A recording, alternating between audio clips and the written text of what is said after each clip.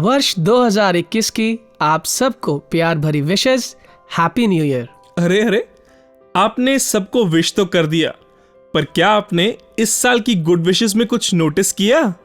हाँ, सभी में न्यू ईयर की विश थी। वो तो थी ही, पर इस साल लगभग हर मैसेज में एक चीज कॉमन थी। क्या? एक message, hope, a hope towards better conditions, better future. जी हाँ, एक विश्वास कि नया साल अब सबके घर परिवार में खुशियों का उजाला लाएगा। हर तरफ खुशियां ही खुशियां होंगी। Oh yes, all in all, betterment of the world. तो क्या इस बार हम होप पर बात करेंगे? You are close, but missing a little. Close yet missing? हाँ जी, what do you think is the reason as well as the outcome of hope? Reason as well as the outcome. Dreams. एक try और करिए। Inspiration, I am sure. एक try और। Okay, it's smile. बिल्कुल सही जवाब, मुस्कुराहट। और आप भी जीतते हैं बहुत सारी मुस्कुराहटें। तो श्रोताओं, आज हम मुस्कुराहट के विभिन्न पहलुओं को संजोकर एक मुस्कुराहट भरा एपिसोड आप सबके लिए लेके आए हैं। मैं हिमांशु और मैं रुचिर आपका स्वागत करते हैं। नमस्कार, धन निरंकार।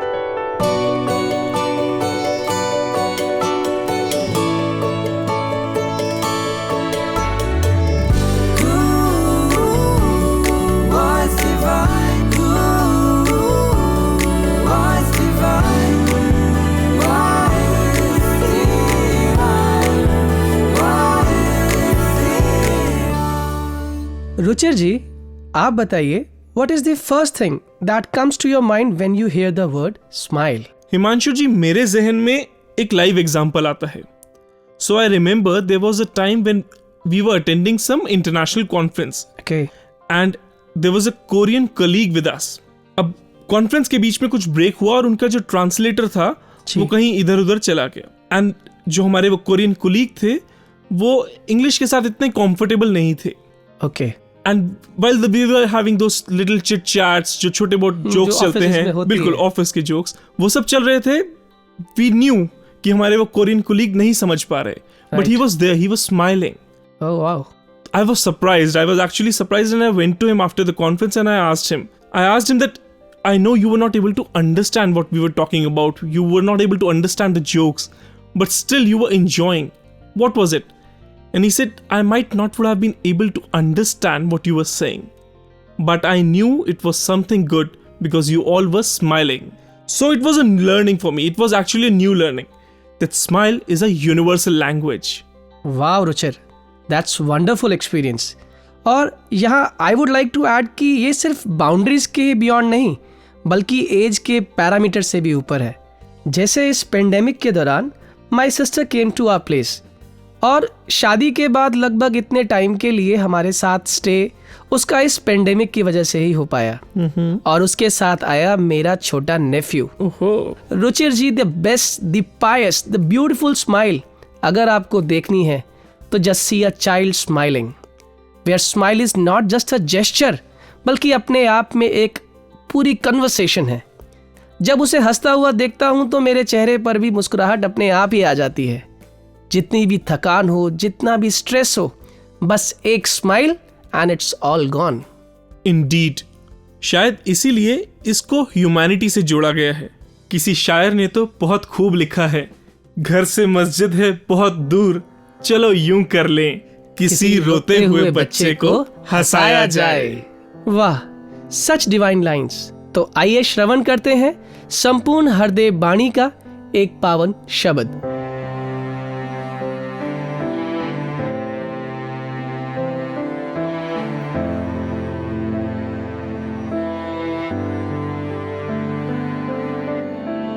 एक ईश्वर के बोझ बिना ना मन उजला हो पाता है।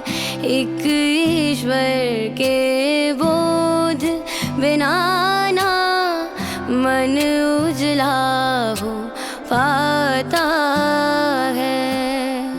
बोध अगर हो जाए तो फिर, बोध अगर हो जाए तो फिर दूर अंधेरा जाता है। एक ईश्वर के बोध बिना ना मन उजला हो पाता है।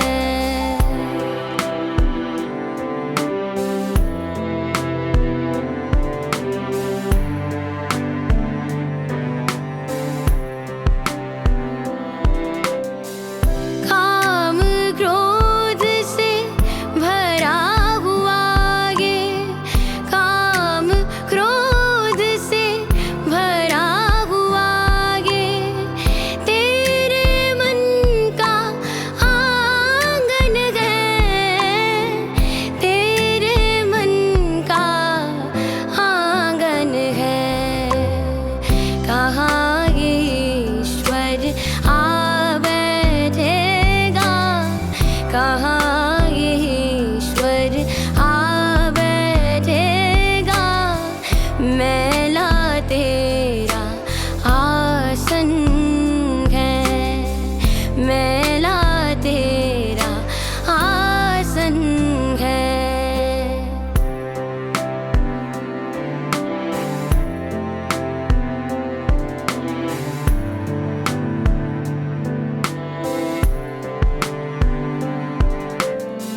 मेले मन से स्वागत कैसे ईश्वर का कर पाएगा, स्वागत क्या कर पाएगा। मेले मन में उजला ईश्वर, मेले मन में उजला ईश्वर सोच की कैसे आएगा, सोच की कैसे आएगा।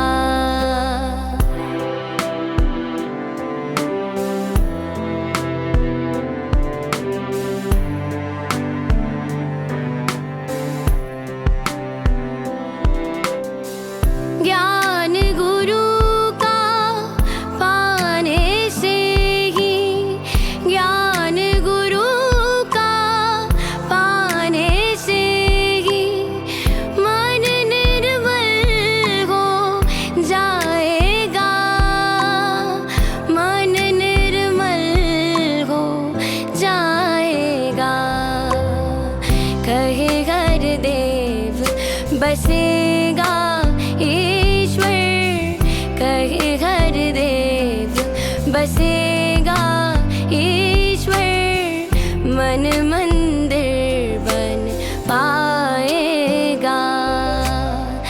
एक ईश्वर के बोध बिना ना मन उजला हो पाता है। एक ईश्वर के बोध बिना ना मन उजला हो पाता है। बोध अगर हो जाए तो फिर, बोध अगर हो जाए तो फिर दूर अंधेरा जाता है। एक ईश्वर के बोध बिना ना मन उजला हो पाता है, मन उजला हो पाता है। संपूर्ण हरदेव वाणी के शब्द के बाद the soul feels so blessed. Don't you also think so? जी हाँ, और मेरे भी जहन में किसी कवि की पंक्तियां आ रही हैं। एक मुस्कान बच्चे की जो थकान उतार दे, वाह। एक मुस्कान ममता भरी जो बचपन संवार दे, एक मुस्कान गुरुजनों की प्रगति पथ तैयार दे, एक मुस्कान प्रियतम की जो हृदय ठार दे, एक मुस्कान संतों की जो सतगुरु का द्वार दे, वाह, एक मुस्कान रूहानी सतगुरु की जो पूरी मानवता को प्यार दे, जो हर एक रूह को भवसागर तार दे। Beautiful lines, Himanshu ji. And it feels as if this bliss leads us to a beautiful, satisfactory smile. It's like you're connected with the Almighty. जिस घड़ी आप परमात्मा से जुड़ गए हैं वो जीवन में हमेशा खुशियां ही लाएगी। जी रुचिर जी, a smile is a curve that sets everything straight. तो आइए मुस्कुराते मुस्कुराते सीधा चलते हैं नेक्स्ट सेगमेंट पैनल डिस्कशन की ओर, जहां आज हमारे साथ आदरणीय बहन नरेंद्र बत्रा जी स्माइल इस विषय पर अपने थॉट्स शेयर करेंगी। नरेंद्र बत्रा जी, आपका स्वागत है स्टूडियो में। मैं आपसे पूछना चाहूंगा कि जब आप सुनते हैं इस शब्द को स्माइल, तो what is the thought that comes to your mind? Dhanangar ji, smile अपने आप में ही एक सौगात है। ये दुनिया की वो चीज़ है जो सबके पास है, पर इसको सब देते हैं कंजूसी से जी जी, और बड़े ही ऐसे तरीके से देते हैं कि जैसे ये हमारे से खो जाएगी। स्माइल एक ऐसा रिश्ता है जो बिना भाषा के ही बन जाता है। जैसे हमने जब ज्ञान लिया और ज्ञान लेने के बाद संतों महात्माओं से मिलना हुआ, और जब हम सतगुरु बाबा हरदेव सिंह जी महाराज के सामने जाते थे, नमस्कार की लाइनों में जैसे ही लगना हमने, और हमारे मन में अगर कोई दुविधा होती थी तो ऐसे ही ध्यान आता था कि सतगुरु बाबा जी के चरणों में जाएंगे, बाबा जी की हल्की सी जो प्यारी सी मुस्कुराहट मिलेगी, उससे हमारे सारे जो दुविधा है वो वन की दूर हो जाएगी। जब हमने जैसे ही सतगुरु के सामने जाके नमस्कार करनी और जब बाबा जी के चेहरे की तरफ देखना और वो इतनी प्यारी सी मुस्कुराहट, ऐसे लगता था कि जैसे बाबा जी ने हमारी सारी बात सुन ली है और हमें उसके आंसर मिल गए हैं, तो इतना मन खुश हो जाना और इतना खुशहाल, और घर में भी जाके हमने बच्चों को बताना कि आज बाबा जी से बहुत आशीर्वाद मिले हैं। तो कहने का भाव जो है दासी का ये है कि स्माइल जो है एक ऐसा सौगात है जो हमें बिना बोले ही, बिना किसी भाषा का सहारा लिए ही हमें मिल जाती है। फॉर एग्ज़ाम्पल, हम कहीं जा रहे हैं तो हमें रास्ता भूल गया है, तो हम सोचते हैं कि हम अब किसी से पूछ लेते हैं जी, और जैसे ही हम अपनी गाड़ी की खिड़की से बाहर देखते हैं तो हमें दो व्यक्ति खड़े हुए मिले। फॉर एग्ज़ाम्पल, दो व्यक्ति खड़े हुए हैं और एक बड़ा तन के खड़ा हुआ है और एक बड़ा स्माइली फेस से इजी वे में खड़ा हुआ है, तो हमें अपने आप ही अंदर से हमारी भावना होती है कि हम इनसे पूछ लेते हैं कि ये हमें बता देंगे। और जैसे ही हम उनके पास जाकर पूछते हैं तो वो बड़े स्माइली फेस से हमें पूछते, हाँ जी बताओ क्या बात है। तो हम पूछते हैं तो वो हमें बता देते, तो वो भी थैंक्स करते हैं, हम भी थैंक्स करते हैं, थैंक यू बोलते हैं। तो जैसे ही हम आगे बढ़ते हैं तो हम अपने में ज़रूर डिस्कस करते हैं कि कितने अच्छे महात्मा थे, कितने अच्छे वे में उन्होंने हमें बता दिया। तो ये भी एक जो कहने का भाव ये है कि वो स्माइल ही है जो ऐसा रिश्ता जो हमारे बन जाते हैं। कई सारे एग्जाम्पल्स हमारी ज़िंदगी में आते हैं कि स्माइल से जुड़े हुए, कि कई बार हम अपने बच्चों के साथ घर में होते हैं, बच्चा खेल रहा है अपने खिलौनों के साथ और वो खेलते खेलते उसका कोई खिलौना टूट भी गया है, तो टूटने की आवाज़ आती है, माँ जल्दी से जाती है।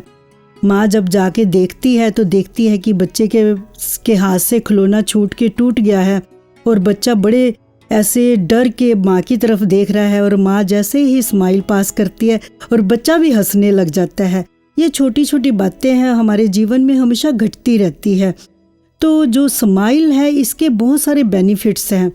इससे हम मतलब कि हम अननोन को अपना नोन बना लेते हैं।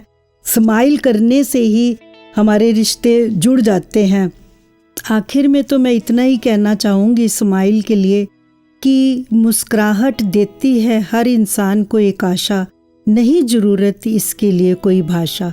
Thank you ji for sharing such blissful thoughts. Thank you so much. Thank you ji, धन्यवाद जी। धन्यवाद जी।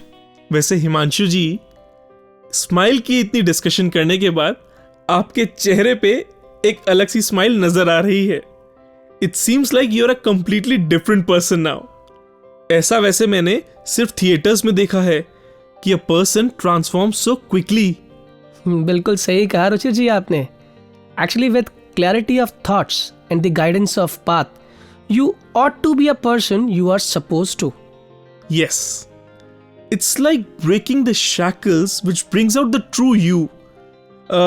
उसे कहते हैं ना कि आईने में देखकर हमने खुद को संवार लिया, जैसे उसी तरह से ये गुरमत के जो नुस्खे हैं ये हमारे किरदार को हर पल गाइड कर रहे हैं, उसे संवारने में मददगार होते हैं।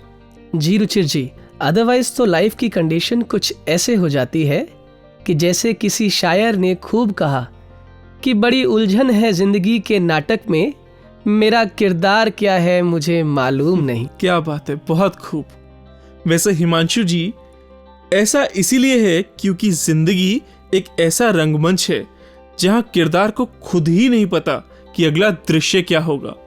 बहुत खूब कहा आपने रुचिर जी, और साथ साथ में समझ भी आ गया कि आप किस और इशारा कर रहे हैं। हमारा नेक्स्ट सेगमेंट रंगमंच से। हिमांशु जी, आपने सेगमेंट का नाम तो आसानी से पकड़ लिया, पर हम इस सेगमेंट में जाएं इससे पहले मैं आपसे पूछना चाहता हूं कि what comes to your mind when you hear the word रंगमंच? रुचिर जी, इसका जवाब कुछ इस तरह दूंगा। कविता की कुछ लाइंस जो कहीं पढ़ी थी कि गुजरा गुजरने वाला गुजरते हुए गुजरने की चाह में, वाह, पर ना संभला संभलने वाला संभलते हुए संभलने की राह में। क्या खूब, क्या बात। मसले वो सारे मसले गए उन मसलों के मसले में, आहा, प्रेम मोह लालच और उम्मीद के पात्र सजे नाटक के रंगमंच में। वाह, बहुत खूब, बहुत खूब। तो हिमांशु जी, अपने दोस्तों को और इंतजार नहीं कराते, चलते हैं अपने नेक्स्ट सेगमेंट की ओर और सुनते हैं रंगमंच से।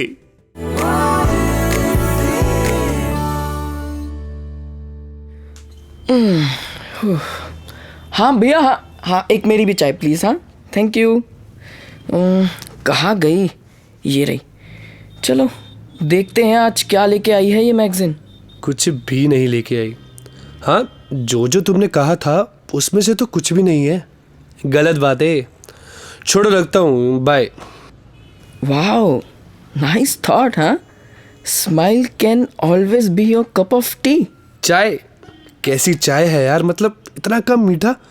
मिश्रा भाई, तुम कैसे पी सकते हो चाय? क्या? अरे गुप्ता जी, कोई बात नहीं, रोज इतना मीठा हो ही जाता है, आज थोड़ी कम मीठी चाय पी लेते हैं। छोड़ो, अब तो मन ही नहीं है पीने का। आओ मिश्रा जी, चलें, देर हो रही है। चल एक मिनट, हाँ चलते हैं। वैसे एक बात बताओ। अरे गुप्ता जी रुकिए एक मिनट, थोड़ा दिखाना इधर। हाँ, ओहो, नहीं नहीं नहीं, कुछ तो मिसिंग है। हैं? क्या? मेरा वॉलेट, मेरा फ़ोन, अरे सब तो है मेरे पास। अब क्या मिस हो गया? मेरा दिन ही खराब है। गुप्ता जी काम डाउन, घबराइए नहीं, मैं तो आपकी स्माइल की बात कर रहा हूँ, काफ़ी दिनों से देख रहा हूँ, मिसिंग है ये। भाई ऐसा मजाक मत किया करो यार, प्लीज़। मजाक कहाँ किया, मैं तो सच बोल रहा हूँ, इतनी प्यारी तो स्माइल है आपकी, पर पता नहीं कब से कहाँ मिसिंग है। क्या बात है गुप्ता जी, क्यों परेशान हो रहे हो? क्या बताऊँ, ये रोज़ के सेम रूटीन, घर की रिस्पॉन्सिबिलिटीज़, ऑफिस के टारगेट्स, ऊपर से सुबह की चाय सही से ना मिले तो पूरा दिन ही खराब है। तुम ही बताओ, कहाँ से लाऊं मैं स्माइल? दिल से? मतलब आप बताओ कहाँ प्रॉब्लम है? सेम रूटीन से? नॉट एग्जैक्टली, मतलब ऑफिस तो जाना मेरा ही तो फेवरेट प्रोफेशन है। ओके, तो क्या घर की जिम्मेदारियों से परेशान हो? नहीं, वो तो मेरा फर्ज है ना। तो क्या ऑफिस के टारगेट से? पर उसमें तो आप मुझसे भी आगे हो, फिर प्रॉब्लम है कहाँ गुप्ता जी? बस पता नहीं, छोड़ो यार, चलो। आज की ताज़ा खबर। साहब साहब साहब, ये अखबार ले लीजिए साहब, सिर्फ 5 रुपए का साहब। हाँ लाओ, 2 दे दो। ये लो 10 रुपए। शुक्रिया साहब, शुक्रिया। थैंक यू साहब, थैंक यू। आपका दिन मंगलमय हो। कोई नहीं। गुप्ता जी, देखा उसकी खुशी?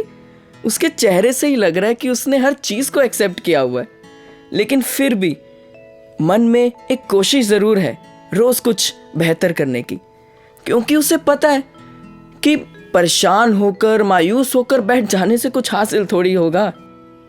राइट, पर परेशानियां तो आ ही जाती है ना। गुप्ता जी मुस्कुराइए। क्या? अरे मतलब सुबह एक आर्टिकल पढ़ रहा था मैगजीन में, तो वहां लिखा था, मुस्कुराइए, कि एक आस है, सब कुछ नहीं पर कुछ तो पास है। मुस्कुराइए कि जिंदा है हम, फिर हर पल एक नई सांस है। परेशानियां तो सबके पास है गुप्ता जी, किसी की कम है तो किसी की ज्यादा। अब उनसे मायूस होकर परेशान रहने से सॉल्यूशन तो नहीं मिल जाएगा ना। एटलीस्ट एक स्माइल के साथ उनसे लड़ने की ताकत तो ले ही सकते हैं। हाँ, मैं शायद यूं ही बेवजह परेशान हो जाता हूँ। गुप्ता जी, माना कि जिंदगी आसान नहीं है, पर मुस्कुरा के चलने में भी कोई नुकसान नहीं है। अरे क्या हुआ गुप्ता जी, किस सोच में पड़ गए? चले, देर हो रही है। अरे आया, आओ चले, लेकिन एक स्माइल के साथ। ये हुई ना बात। वाह रुचिर जी, कितना कुछ सिखा जाते हैं ये रंगमंच के कलाकार। और यही सवाल मैं आपसे भी जानना चाहता हूँ कि what comes to your mind when you hear the word रंगमंच? रंगमंच का नाम सुनते ही मेरे जहन में फिल्म का वो फेमस डायलॉग आ जाता है, बाबू मोशाय, ये दुनिया एक रंगमंच है। कमाल करते हैं आप ऐसे। आई ऑलवेज वंडर ये एक्टर्स कितने ईज से अपना पार्ट प्ले कर लेते हैं। Well, I've heard that great actors do months of research before playing a character. They know कि अगर किसी किरदार को पर्दे पे निभाना है तो उस किरदार में खुद को ढालना होगा जी। and only then they can live that character inside out. ऐसे ही एक एक्टर थे हीथ लेजर। उन्होंने तो शायद खुद को कितने महीनों के लिए आइसोलेशन में डाल दिया था। Oh wow, great. ऐसा शायद इसलिए कि उन्होंने पहले अपने को उस किरदार का रूप माना, तभी उस किरदार को जाना। तो चलिए दोस्तों, हम चलते हैं अपने नेक्स्ट सेगमेंट की ओर, जो है जब माना तब जाना।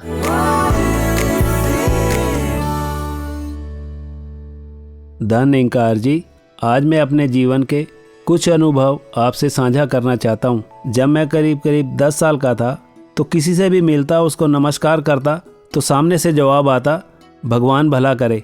ये बात धीरे धीरे मेरे जहन में बैठ गई कि मैं जो सामने वाला इंसान है इसको नमस्कार करता हूँ, लेकिन ये कहता है कि भगवान ने भला करना है, तो क्यों ना भगवान से डायरेक्ट बातचीत कर ली जाए। ये लोगों के आगे मेरे को हाथ क्यों जोड़ता हूँ मैं बार बार।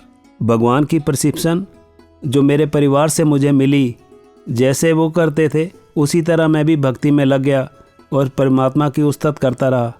ये बात 1977 की है, जब मैं 10th में पढ़ता था, तो करीब 35 साल हो गए थे। 2012 में वो समय आया जिसकी मैं उस्तत करता हूँ, उसके दर्शन करने का मौका मिला। हमारे पड़ोस में एक महापुरुष रहते थे, वो कहने लगे कि जयपुर में बाबा जी का समागम है, आप भी चलो।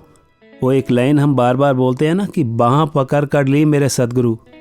मेरे साथ वैसा ही घटा। मेरे जैसा आदमी जो इतने धर्म कर्म करता था वो संगत में चला गया, और जयपुर जाने तक रास्ते में से ही मैं बड़ा हैरान हुआ। रास्ते में बस में महापुरुष कहने लगे कि इस परमात्मा के दर्शन भी किए जा सकते हैं, इससे नाता भी जोड़ा जा सकता है। और उन सबसे ज़्यादा तो मैं एक और बात पे हैरान हुआ कि एक बहन यहाँ महरौली से जब बस चली, जयपुर तक नॉन स्टॉप गीत गाती चली गई। इतनी एनर्जी, इतनी खुशी, ऐसा क्या मिल गया? क्वेश्चन पे क्वेश्चन मेरे दिमाग में इकट्ठे होते चले गए। जब वहाँ पहुँचे तो बाबा हरदेव सिंह जी महाराज पालकी पे बैठे थे और उनकी शोभा यात्रा निकल रही थी। सभी महापुरुष वहाँ पे ढोल बाजों के साथ नाच गा रहे थे, और ये शोभा यात्रा देखना भी मेरे लिए एक बड़ा अजीब सी बात लगी कि ऐसा क्या हो रहा है, क्योंकि कभी ऐसा कुछ देखा नहीं था। तो जब वो समागम ग्राउंड तक पहुँचे जयपुर में, शाम को जब समागम शुरू हुआ तो एक बहन को बारी मिली। उसने बहुत बड़े बड़े श्लोक बोले, उनका व्याख्यान करा। 10-15 मिनट की बारी थी और आखिर में वो राजस्थानी लहजे में कहने लगी, बाबा जी आप ही करो हो, आप ही कराओ हो, मने तो कुछ आवे कोनी। ये बात मेरे जहन में इस तरह घर कर गई कि जो इतनी बड़ी बड़ी बात कर रही है वो कह रही है कि मुझे कुछ नहीं आता, तो यहाँ तो सारे के सारे जितना मानव परिवार इकट्ठा है सारे के सारे झूम रहे हैं, इतने आनंद में हैं, इस बात का अंदाज़ा लगाया जा सकता था। तो मन में जिज्ञासा और जागृत और तेज़ी से फैलने लगी कि परमात्मा की जानकारी तो चाहिए भले ही मेरे मन में आई, लेकिन अब ये बात समझ आती है कि जो ये चाहता होता वही है। तो सद्गुरु ने कृपा करके इस सत्य की जानकारी दी, संतों महापुरुषों का संग दिया। जब संतों महापुरुषों के वचन सुने, उनके संग बैठने लगे तो जीवन में बदलाव आना शुरू हो गया। एक दिन मैं घर पहुंचा तो बच्चे बड़े सहमे हुए से थे। मैं बोला क्या हुआ? कहने लगे पापा जी ये नुकसान हो गया। मगर कोई बात नहीं बेटे। उन्होंने बाज़ार से केक का ऑर्डर करा और थोड़ी देर बाद टेबल पे केक रख दिया। मैं बोला ये क्या हुआ? कहने लगे पापा जी पहली बात तो ये कि आप संगत जरूर जाया करो। मैंने पूछा क्यों? तो वो कहने लगे हमें सारा दिन डर लगता रहा कि पापा आएंगे हमें गुस्सा करेंगे, लेकिन ऐसा कुछ हुआ नहीं। पहले तो आप ऐसे नहीं थे। तो साथ संगत संतों महापुरुषों के साथ रहने से, इनका संग करने से जो जीवन में परिवर्तन आया वो घर से ही पता चलता है। अगर मेरे घर वालों को, मेरे बीवी बच्चों को मेरे में कोई परिवर्तन नज़र आ रहा है तो ये समझ सकते हैं कि मैं सही दिशा में चल रहा हूँ। सद्गुरु माता जी के चरणों में यही प्रार्थना अरदास है, माता जी अपने चरणों से लगाए रखना एक्टिवली और हमारे गुनाह बख्श देना प्लीज़। थैंक यू जी। रुचिर जी, जिंदगी हमें कितना कुछ सिखाती है हर कदम पर जी। वहीं हमारा अनुभव बन जाता है। जैसे अभी हमने एक अनुभव सुना, और अगर हम पीछे मुड़कर देखें पिछले साल की ओर तो न जाने कितना कुछ सिखा गया ये साल। और इसी तरह उम्मीदों से भरा ये नया साल हमारे सामने है। तो आइए नए साल पर एक कविता सुन लेते हैं आदरणीय हरजीत निषाद जी से। आओ ये नया साल कुछ इस तरह मनाएं, दीपक जलाएं ज्ञान का, अज्ञान को मिटाएं। सद्भाव प्यार नम्रता बढ़ती रहे दिलों में, नफरत बुराई ईर्ष्या आ पाए ना मनों में। सबकी करें भलाई, सबको गले लगाएं, आओ ये नया साल कुछ इस तरह मनाएं। गुजरा जो साल उसमें संघर्ष किया सबने, इस साल मेरे दाता टूटे न कोई सपने। सबकी मुरादें पूरी दाता तू करता जाए, आओ ये नया साल कुछ इस तरह मनाएं। आओ ये नया साल कुछ इस तरह मनाएं। सूरज चढ़े दया का, उपकार की हवाएं, करुणा की रोशनी से जग सारा जगमगाए। अंबर भी प्रेमा भक्ति का गीत गुनगुनाए, आओ ये नया साल कुछ इस तरह मनाएं। आओ ये नया साल कुछ इस तरह मनाएं। नए साल की कविता के बाद आइए सुनते हैं एक नगमा प्यार का। इस नगमे को स्वर दिया है इंद्रजीत गिल जी ने, शब्द है तेज सराव जी के और संगीत है जग्गी गिल जी का। दाता मेरी अर्ज़ोई, दाता मेरी अर्ज़ोई, दाता मेरी अर्ज़ोई, दाता मेरी अर्ज़ोई।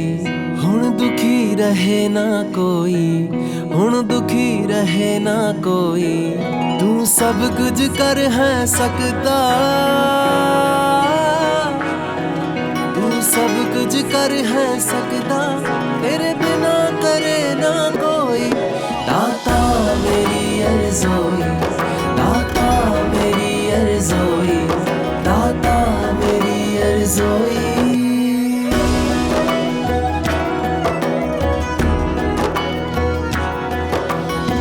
सिलसिले तू खुशियां दे सदा चलदे रहन दे सब हसदे रहन दातिया मेले लगदे रहन दे ते हौसले सबनू महरमा हुण डरे ना कोई ते हौसले सबनू महरमा हुण डरे ना कोई तू सब कुछ कर है सकदा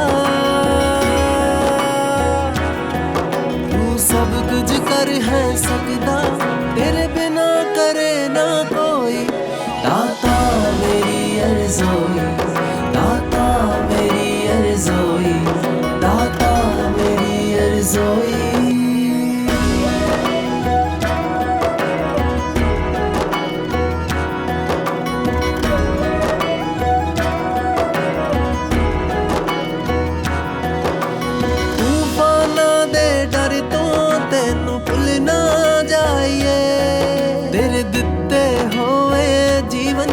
ऐसी शुक्र मनाइए हालात जड़े भी होवन भुखा सोए ना कोई हालात जड़े भी होवन भुखा रहे ना कोई तू सब कुछ कर है सकदा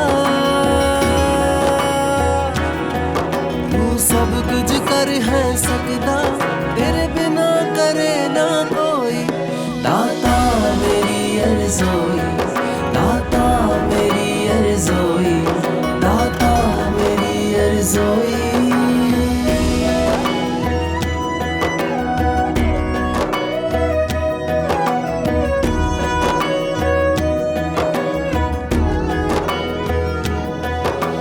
किसी चीज़ ते किसे दा जोर नहीं चलदा तू ही कर सकदा है तेरा जोर नहीं लगदा फुल्लां दी होवे बरखा ठंडा रहे ना कोई फुल्लां दी होवे बरखा ठंडा रहे ना कोई तू सब कुछ कर है सकदा तू सब कुछ कर है सकदा तेरे बिना करे ना कोई दाता मेरी अर्ज़ोई दाता मेरी अर्ज़ोई दाता मेरी अर्ज़ोई दाता मेरी अर्ज़ोई दाता मेरी अर्ज़ोई दाता मेरी अर्ज़ोई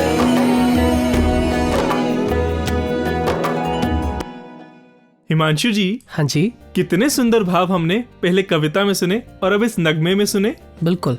जहाँ महात्माओं के भाव सुंदर होते हैं, शब्द सुंदर होते हैं, उससे कई सुंदर होता है उनका किरदार। जी बिल्कुल। और जब सद्गुरु की शिक्षाएं भक्त के जीवन में उतर जाती हैं तो ऐसे जीवन हमारे लिए प्रेरणा स्रोत बन जाते हैं। एब्सोल्युटली। तो चलिए प्रेरणा लेते हैं ऐसे ही एक महान जीवन से हमारे नेक्स्ट सेगमेंट में, महात्माओं के जीवन से। कुर्बान जो हक पर बदिलो जान हुए हैं वो साहिबे दिल साहिबे ईमान हुए हैं। सदियों जिन्हें फिर ढूंढता रहता है ज़माना, ऐसे भी ज़माने में कुछ इंसान हुए हैं। वो उनका बड़ी से बड़ी बात को सहज में कह देना, वो हंस देना, हंसा देना, दिल से कही बात हर दिल तक पहुंचा देना, अपना सारा जीवन सतगुरु की शिक्षा के अनुसार बिता देना। ऐसे थे हम सबके प्यारे भक्त विवेक शौक जी। मस्त मलंगा, विवेक शहर और ना जाने कितनी बार उन्हें सत्संग में और समागम में सुनने का मौका मिला, पर आज सुनते हैं उन्हीं के बारे में, उनसे जो उनके सबसे नज़दीक रहे। सबसे पहले उनकी बिटिया साधिका शौक जी से। दानिकार जी, यूं तो लाइफ में सब कुछ ही जो सीखा तो वो सद्गुरु की, पापा की, मम्मा की देन है। पर जहाँ बात आती है स्पेसिफिक इंसिडेंसेस की, तो कई बातों में से एक बात जो इस वक्त जहन में आ रही है कि पापा अक्सर कहा करते थे, स्पेशली टुवर्ड्स द एंड, कि ना ही कोई क्रेडिट मेरा है और ना ही कोई डिसक्रेडिट मेरा है, ना मैं कुछ सही कर रहा हूँ और ना ही मैं कुछ गलत कर रहा हूँ। जो कर रहा है निंकार कर रहा है। ये जो भी हो रहा है इसकी रज़ा से हो रहा है और इसलिए आई एम कम्प्लीटली फ्री। और उनके रहते और उनके जाने के बाद भी कई बार डिस्कशंस में ये टॉपिक उठना, ये बात उठनी, और जब कोई मेरे साथ भी ये बात डिस्कस करते तो एक दो बार ये सवाल उठा कि अच्छा कोई डिस्क्रेडिट नहीं है हमारा, मतलब कि हम कुछ गलत नहीं कर रहे, तो फिर तो हम जो चाहे कर लें। अगर हमारे मन में ये ख्याल ही नहीं रहेगा कि हम कुछ गलत कर सकते हैं, अगर हम इतना फ्री हो जाएंगे तो फिर तो हम कैसे राइट एंड रॉन्ग का कोई स्टैंड लेंगे। फिर तो हम जो चाहे जैसे चाहे कर ले, क्योंकि जो कर रहा है निंकार कर रहा है, ब्लेम तो सारा निंकार पे है। तो उस वक्त अपनी समझ से और जो एक एक्सपीरियंसेस पापा के साथ शेयर किए हुए थे, जिनके थ्रू मैं जितना भी पापा को समझ पाई, तो यही जवाब एक मिला इस बात का कि सबसे पहली बात, ये स्टेज, ये अवस्था जिस पे पापा पहुंचे थे, it was an evolution of his faith, not his logic. ये उनके विश्वास की पराकाष्ठा थी, ये उनके समर्पण की एक हद थी कि वो समर्पण इस कदर मुकम्मल हो चुका था, वो एक मोहब्बत इस कदर अपने इंतहा पे पहुंच चुकी थी कि उन्हें लगता था कि मैं कुछ भी नहीं कर रहा। और वो विश्वास, वो समर्पण, उसका पहला कदम अपने सारे के सारे क्रेडिट्स छोड़ना था। पहला कदम ये था कि जिन्नी मिले वड्याई दरगाह अंदर, उन्ना होर गुरु नू वड्याई जा। तो उन्होंने पूरी ज़िंदगी हमने देखा किस तरह कि हालांकि जितने गुण निंकार ने उन्हें बख्शे थे, तो हर जगह एक उनकी वाहवाही सुननी, तारीफ़ें सुननी, हर इंसान उनके साथ खड़ा होता तो खुश होता, उन्हें कहता कि आपके साथ मज़ा ही आ जाता है। पर देखा वो जीवन, वो एक अवस्था, वो स्टेट ऑफ माइंड कि निर्लेप, कि वो सारा क्रेडिट अपने ना सिर्फ बोलने में बल्कि मन से वो अपने सदगुरु को, निंकार को ही आगे फॉरवर्ड कर देते थे। तो ये तो एक नेक्स्ट स्टेप ऑफ एवोल्यूशन था कि वो समर्पण पहुँचते पहुँचते, जैसे मैंने कहा, इतना मुकम्मल हो गया कि उसके बाद वो उन डिसक्रेडिट्स से, उन गलतियों से, और भी जो भी एक मन में हर तरह के भाव होते हैं, वो उनसे भी मुक्त हो गए। वो शरीर में रहते हुए मुक्त हो गए, उन चीज़ों से ऊपर उठ गए। और वो एक अवस्था कि राम कबीरा एक भय हैं, कोई न सके पहचाने।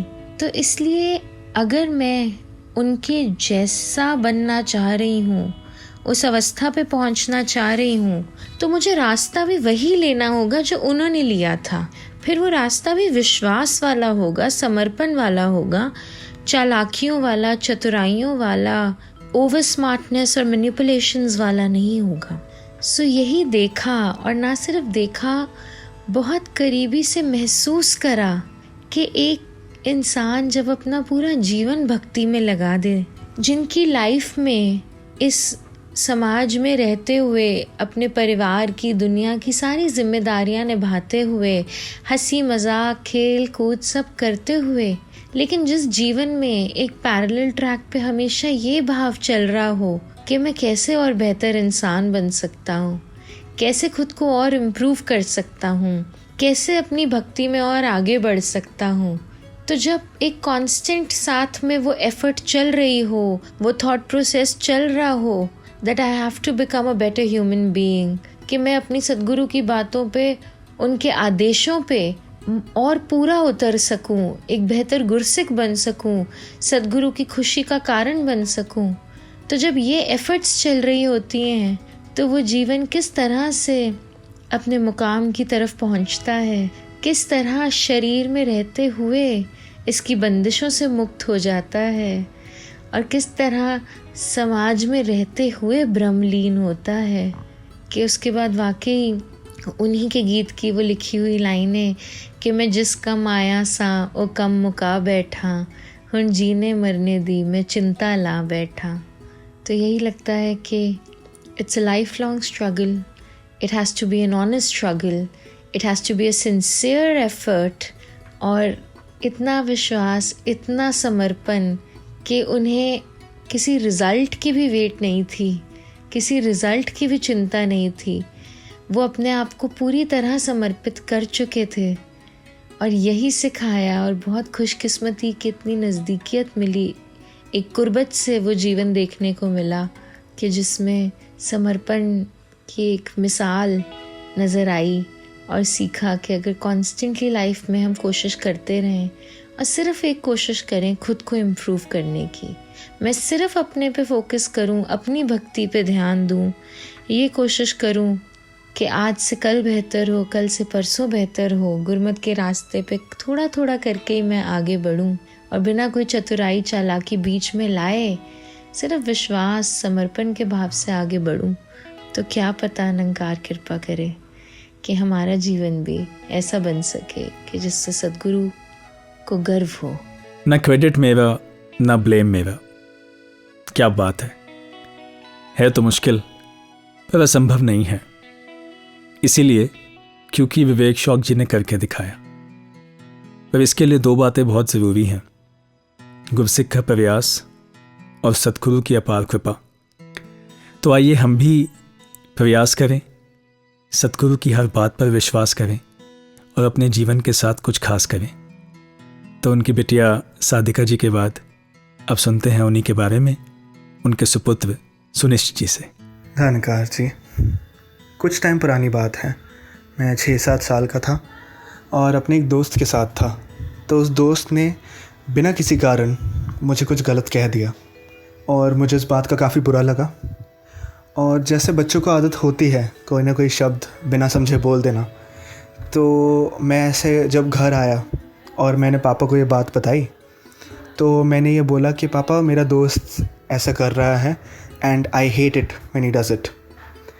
तो पापा ने पहले तो मेरी बात सुनी, मुझे संभाला, फिर उन्होंने ये बात समझाई मुझे कि बेटा hate is a very strong word, आपकी नेगेटिविटी उस लेवल की है नहीं कि आप हेट यूज़ करो, और हेट शब्द का इस्तेमाल कोशिश करके कभी भी नहीं होना चाहिए।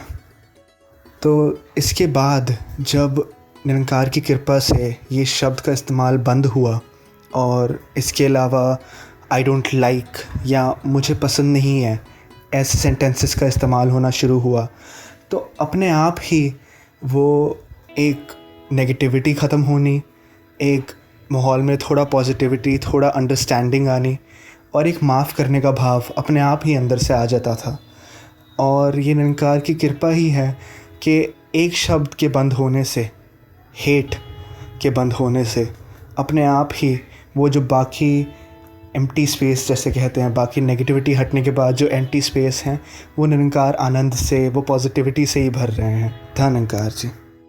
जाते जाते विवेक शौक जी की ही लिखी हुई कुछ पंक्तियां कहना चाहूँगा जो कि मैं समझता हूँ उनके महान जीवन को दर्शाती हैं।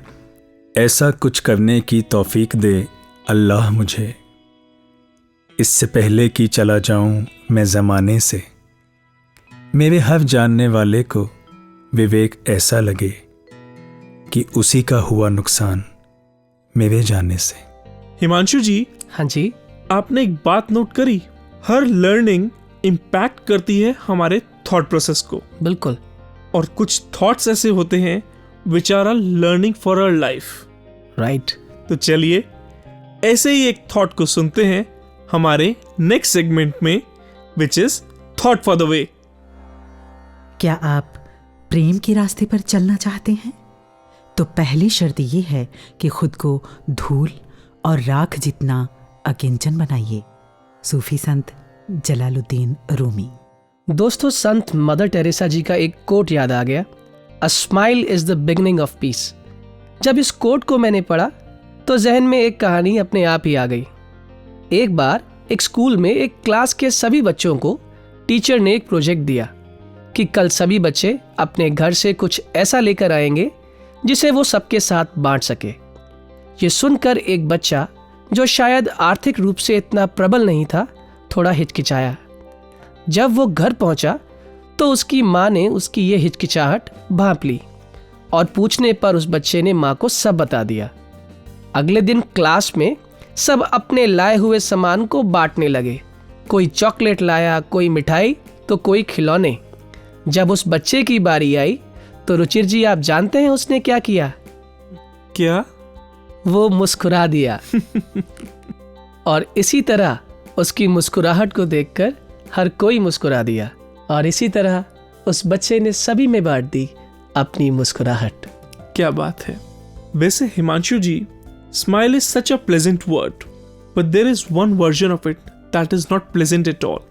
अगर स्माइल किसी के एक्सपेंस पे है, किसी को हर्ट करके है, किसी ऐसे एक्सटेंट पे है कि किसी को बुली किया गया है, वो शायद उस समय बहुत कूल लगे, but that is not cool at all. It's not pleasant, it's not welcome. Correct Ruchir ji. और I remember one quote which says that never laugh at or judge someone because you never know. Someday you might find yourself in the same situation. True. But एक चीज तो है हिमांशु जी। जी। After all this discussion on smile, मुझे एक बात बहुत अच्छे से समझ आ गई। क्या? That smile is a luxury not everyone can afford. Correct Ruchir ji. और शायर का वो शेर कि या तो दीवाना हंसे या तू जिसे तौफीक दे, वरना इस जहां में मुस्कुरा सकता है कौन। क्या बात है, बहुत खूब। और यही प्रेयर सभी के लिए कि ये मुस्कुराहट जीवन में बनी रहे और हम सब सद्गुरु की मुस्कुराहट का कारण बने। तो दोस्तों, आप भी मुस्कुराते हुए अपने फीडबैक्स हमें भेजते रहें @voicedivine@niranकारी.org पर। और रुचिर जी, वो बात कहीं सुनी थी कि मुस्कुराइए आप लखनऊ में हैं, तो जाते जाते यही कहेंगे, मुस्कुराइए आप निरंकार में हैं। बहुत खूब। और हमने जाना ये निराकार है क्योंकि हमारे जीवन में साकार है। तो चलते चलते अपने श्रोताओं को हम जोड़े जाते हैं सद्गुरु माता सुदीक्षा जी महाराज के पावन संदेश के साथ। हमें दीजिए इजाजत। नमस्कार, धन निरंकार।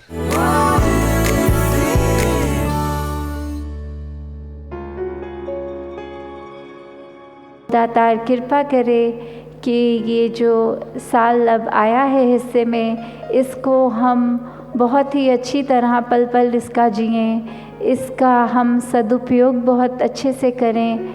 और यही शुभकामना सबके लिए कि ये जो खुशी, ये जो हर्ष ये साल के शुरू में आज जैसे महसूस कर रहे हैं, ऐसा ही पूरी साल ये खुशी रहे। ये जो उत्सव वाली बात आ रही है, ये हर दिन को ही हमने अपने जीवन पे सुधार करते हुए उत्सव बनाना है। और यही बात कि ये जो हैप्पी न्यू ईयर की जो बात होती है हर एक के लिए, कि कैसे वो हमारे हाथ में ही है। कोई साल और दिन तो अपने आप में खुशी या दुख नहीं कर सकते। ये हमारी सोच है, हमारे मन के भाव हैं जो हमको वो खुशी या दुख के भाव से हम उसको जोड़ लेते हैं अपनी सोच को। तो दातार सभी पे कृपा करे कि ऐसी सोच ही सबकी बनी रहे जो सुखदाई हो, जो ये सच में हैप्पी सोच हो।